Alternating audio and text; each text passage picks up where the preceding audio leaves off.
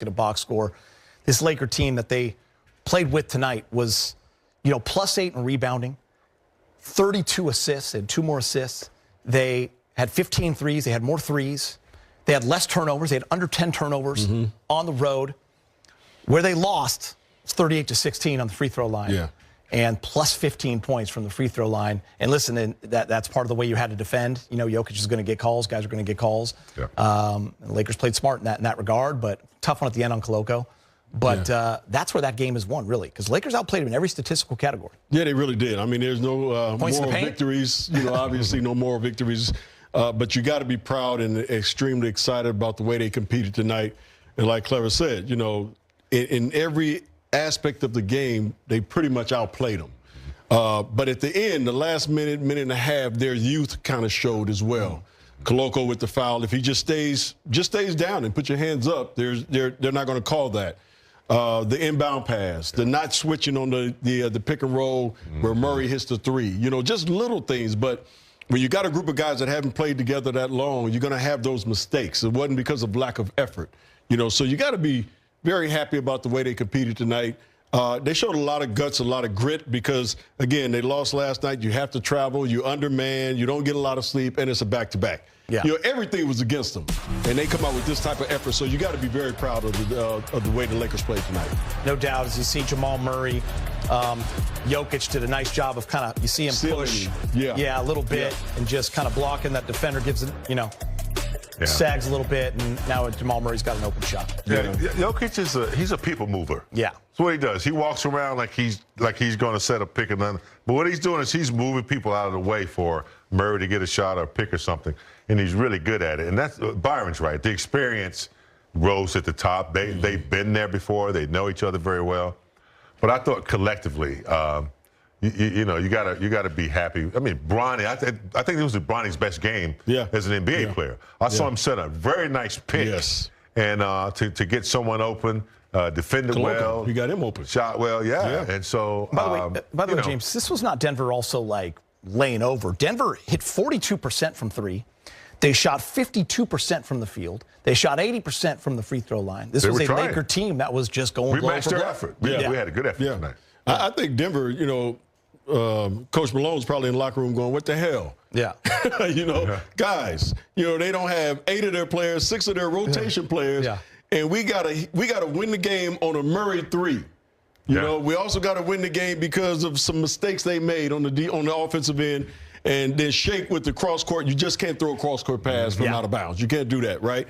So I'm sure he's in the locker room going, hey, if we want to really get to where we got to go to and win a championship, we got to be able to put away teams like this when they're undermanned like they were. So, like we said, on our end with the Lakers, the way they played tonight, man, we got to be very proud of that group of guys because they put out a hell of an effort. Definitely proud as this tough stretch continues. The reality, however, is that the Lakers have now lost 4 in a row, and they went from 21 losses and a 2 seed to 25 losses, and now moving back in the standings. And, 18, 17 games left. It's not time to panic, that's for sure.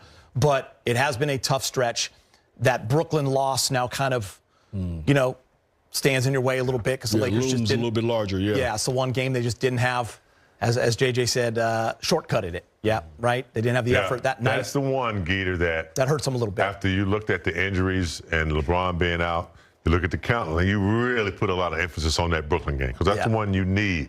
And then you're only lost 3 in a row now instead of 4. So, they'll go to the drawing board, hopefully get a couple players back slowly.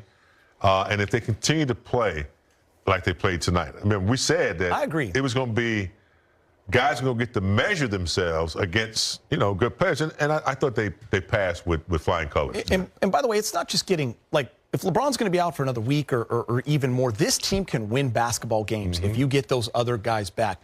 They've shown it time and time again shorthanded that they can win games. When they get whole and they are healthy, this Laker team, we've seen what they can do. So I think that's what gives the 3 of us confidence. Now you hope they can go into this next stretch. You got 4 games at home. You got 4 games in 5 nights. Everyone's been talking about it. You're going to get an early start with Phoenix on Sunday, San Antonio Monday. You got Denver on Wednesday, Milwaukee on Thursday. 1 game at a time. Listen, AR tonight, I think if you're going to take some good stuff away from the last couple games, Austin Reaves, it was a short struggle, by the way, but it was a struggle a little bit, as JJ said, when he came back after the injury, shooting 26% through 3 games. That's all changed. Look at this. Most games with 30 points and 10 assists in franchise history. He does it again. And look at the legends on that list. Austin tonight goes for 37, 13 of 26, 13 assists, and 8 rebounds. He had 20 and 10 at half. The only other guy to do that in a Laker uniform since 1996 is Kobe. Can someone tell me what the James Worthy Byron Scott combined 3 is? What does that mean? That together we combine for 3? Together you combine for 3. That means that's right. That's right. That's a fucking duo, baby. That's right. Who had the That's 2 and the 1? He probably had the 2. I don't know. That was pretty good. I just happened to see that down there. Pretty good. But how impressed were you, just guys, with how Austin was able to navigate the night? Listen, we've seen him as the 1A.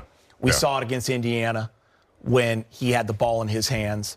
And he knows tonight's the night where he's got to take control. I love that he didn't try to do too much. He didn't force tonight. I thought he was just flat out awesome. Hey, on another team, he's the 1A guy. You know what I mean? But with Luka and LeBron, he knows his role. And without Luka and LeBron, he definitely knows that he's the guy that set the tone. Yeah. He's a great ball handler, great passer, and a great shooter, and a great offensive player. Whether he's shooting from the perimeter, whether he's going into the lane trying to draw fouls, he's the guy that you need to ignite that offense. And he did a really good job tonight getting Dalton involved, making some good passes when he needed to, hitting some big shots.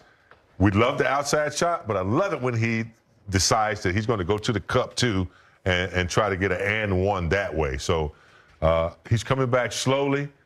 Dalton, 32 points as well. Dalton's you got crazy. 2 guys, 32 and 37 points. That's a good night. Yeah, Dalton stepped up big time. But we said before the game that Austin looked like he had that rhythm back, that step, against Milwaukee, and he just took it to a different level tonight. But he's so creative with the basketball. He's got the herky-jerky. You don't think of him as being extremely athletic or quick, but he gets by everybody that guards him. And that's the mistake they make. Yeah, the mistake, they think he's going to be a little slow, but he has enough in his game, in his repertoire, where he can keep you off balance. Because he shoots the ball so well. So, you got to love the way he played tonight. He controlled the tempo of the game for the Lakes offensively, got other guys involved, was able to hit big shots. I think he's back on track, after that injury, 3 games, he just, had to find his way. But again, I wasn't worried about Austin. He's the least of my concern when you talk about a guy figuring stuff out on the basketball court. He's got a very, very, very high basketball IQ. And by the way, in the 2 games that LeBron and Luka did not play, he's averaging 41. Now, I don't want to see it that often, but just know that if they're not going to play, you got a guy that's going to give you 30. He could definitely take the load. That's for sure. Yeah, and it was Dalton was awesome, as he said, 13 to 27, 5 of 13 from 3 with 32. Let's hear from JJ Redick. He's speaking with Mike Trudell in the media.